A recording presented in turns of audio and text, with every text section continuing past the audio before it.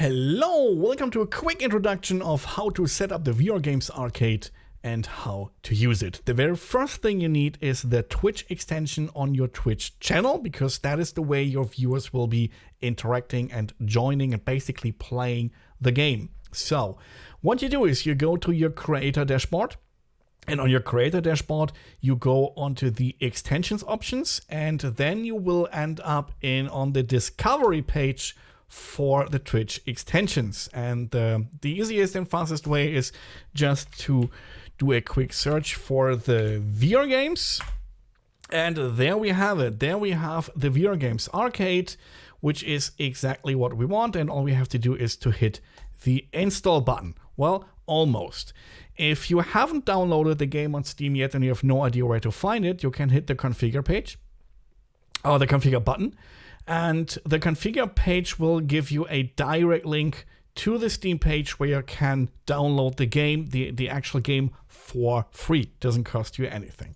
Once you've done this, close everything up and you should be coming to the My Extensions screen. If for whatever reason you should need to come back here, or you're not ending in the My Extensions screen, just go to Extensions and then you have the My Extensions option up here. Click it and you will see the Viewergames arcade in the installed category, because you have it installed in your account, in your channel. You haven't just activated, because you need to choose if you want to set it as a component overlay or as a panel. A component overlay will be, well, an overlay on top of your stream once you're live, so your viewers don't have to scroll anywhere. Or if you set it as panel, it will show up down in the info panels. I set this as panel for now.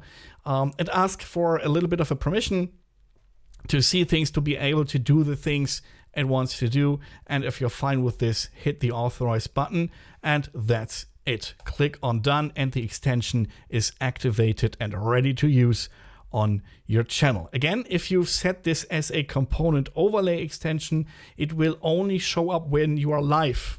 Component overlays will not show up during offline time. They will show up here on the right side when you're live.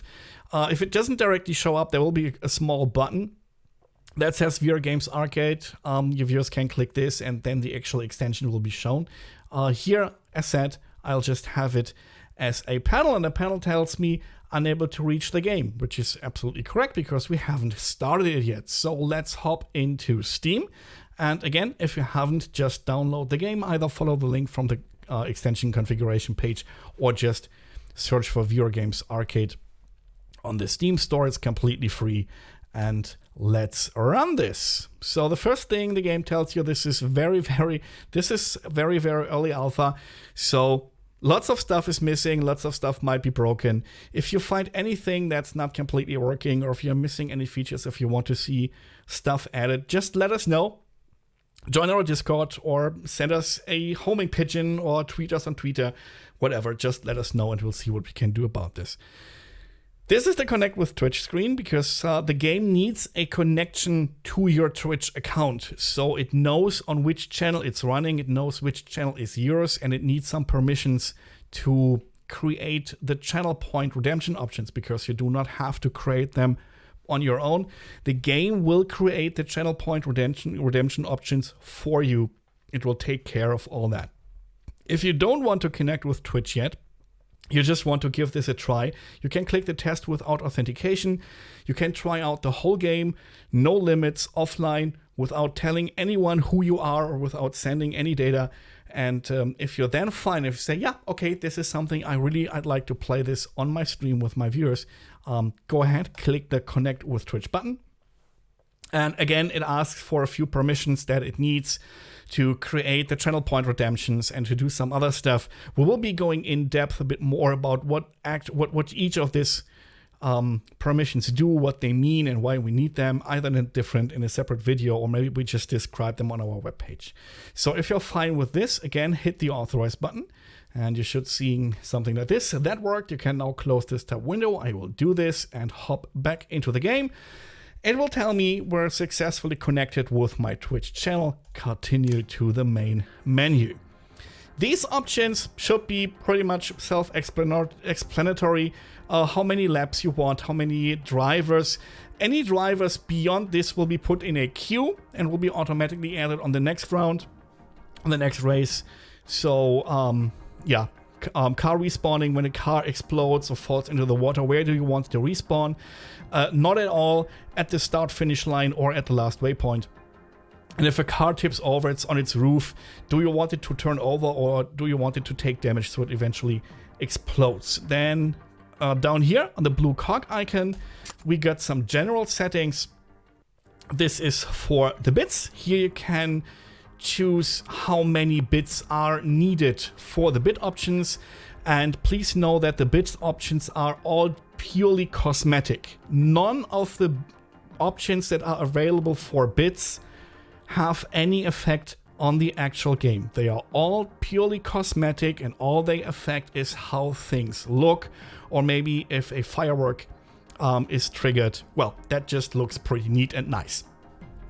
Also, most of the bits go to you. 80% of the bits spent in a extension go to you, the streamer, and 20% of the bits go to us, the developers. So we have a way to continue working on this game, because even we have to pay our bills and eat something every now and then. So yeah, here you can set like small streamer.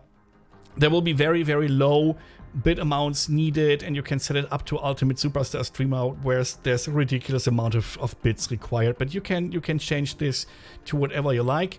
These are the channel point options, where you can set how many channel points each item costs. Like the small items I now have at 100 channel points. And let's quickly go to the channel. You can see the game has created the channel point options for me, and small item is at 100. If I say, I actually want them to be 150, I can just change this here, hit apply and close, and the game will update the channel point redemption options automatically. So you see now the small item is at 150 channel points. And again, the game will create them for you, it will update them for you, and when you close the game will also remove them again, so you won't have any straight channel point redemption options that don't work because the game's not running or something. So the game takes care of that for you. So, yeah, and then of course you got your common stuff, like you got the graphics options, you got all your audio options, and should you need to redo your Twitch authentication because something's broken because of the Twitch authentication, I don't know, having issues, you have another connect with Twitch button here to just redo the authentication to maybe fix some permission-based issues or anything. So if you've set up everything to your liking and how you want it, you can just open the lobby, and this is the point where your viewers or maybe even yourself jump into the extension. So let's see how the extension works for a bit. So I'm going to be popping this out and just putting this over the game. So this is the extension. Let's see how the extension works. So you just, or your viewers, just hit the join button and the extension will try to connect to the game. And now it tells you, okay, now we're fine. You can set your waypoints here and you can also use your items. That is fine. What does this mean? You have the track overview here in the extension. It's an overview of exactly this track. You can move this around by holding the right mouse button and then moving your mouse, or you can zoom in and out using the mouse wheel. So now you don't have to. If your viewers or some of your viewers say, I don't care about exactly defining where my car goes, I just want to take part and maybe win and maybe not, you can just hit the done button and that's it. You see, I'm appearing here on the roster of people who are taking part. If you want, you can set explicit waypoints, which is positions on the track the car will follow. So like, let's say my car should first go here and then I want it to go here. You see, it plays, when I click onto the track, I place these little yellow dots. Those are my waypoints. These are the points on the track my car will follow. If I set a waypoint like, I don't know, I set one here, and this is stupid, this makes no sense, I want to get rid of it, just click on it again, click on a waypoint, and the waypoint will be gone. Also, the speed of the car is dependent on how much the waypoints are apart from each other. So waypoints that are very, very close to each other, like this, the car will go very, very slow. Or waypoints that are quite far from each other, like this, and there's one over here. I can put one in the middle here. The car will go rather fast. Also, the order in which you set your waypoints doesn't matter. The car will follow the waypoints in the correct order they are on the track. So if I set this one and then this one, and then I say, okay, I want one in the middle, I can just place it here.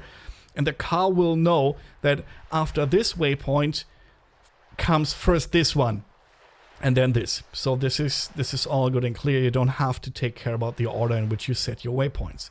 Then you have the items, like I want to use the oil. And now it tells me, oh, you don't have any oil, but for oil, you need a medium item. And this is where the channel points come into play. So let's go into the channel quickly. So here is the redemption options for a medium item.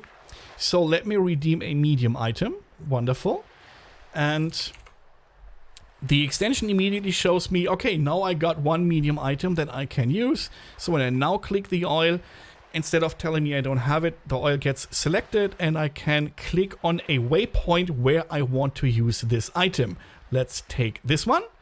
And then I can decide if I want to use this item on the first lap, on the second lap, on the third lap, or the fourth lap.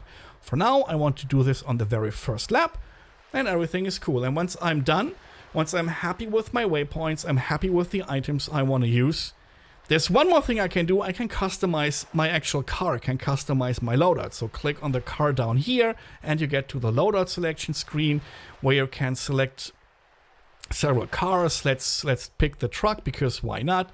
And you have customizations, and again, these are the customizations that are exchanged for bits, and they don't really affect the game. It's only about the looks. You look cool because you have the spoiler or you have the air duct. It doesn't give you any speed or any other advantage. It's just how it looks. You also have some colors you can choose, like, I don't know, let's pick this one. So this is just another way. So most of the bits go to you, the streamer, and 20% of the bits go to us, the developers. So we have something to pay our bills to continue working on the game, but mostly it's for you. So once I'm happy with everything, I can hit done again. So the game will update everything I've said here. And this is basically it. When everything's joined, everyone is in the game, and you can just start the race. If you say, okay, I have only one participant here, you can either add one bot, you can add 10 bots, or you can add 100 bots, as many times as you like. I'll just add 4 more, so we have a bit around. Then on the track, you have a free camera. Hold the right mouse button and move your mouse to look around, or use WASD to move the camera. And then you can start the race. And in addition to the free camera, where you can just move it around and with WSD actually move it, this is looking around, you can also click on a car. If you click on a car on the track, the camera will go into a follow mode and follow this car. With the mouse wheel, you can zoom in and zoom out. See, there was the oil I set on my waypoint. Or you can click on one of the names. Like, let's see what Dummy 3 in the lead is doing. Click on the name on the roster, on the leaderboard, and the camera also goes into a follow mode. To exit the follow mode, just hit the X here. Down here you have a display who you're currently following, and there's the little X icon here. Just click this, the camera goes back into free movement mode, and you can move it to wherever you want. While the race is running, the extension shows this effect selection screen where your viewers can trigger a few fireworks or a disco party or a runway effect. The runway effect can also be triggered via the channel point, so let's just do this for demonstration. This is the runway effect, and we redeem this so you get an idea how these things look. And see, there's the runway effect, and your viewers can also trigger these via the extension. Yeah, this was a quick rundown of how to set up and use the Viewergames Arcade. I hope you have a lot of fun. If you have anything you want to tell us, if you've found something that's broken, if you have a feature you're missing, just drop us a line, let us know, and we'll see what we can do about this. So yeah, have fun and see you around.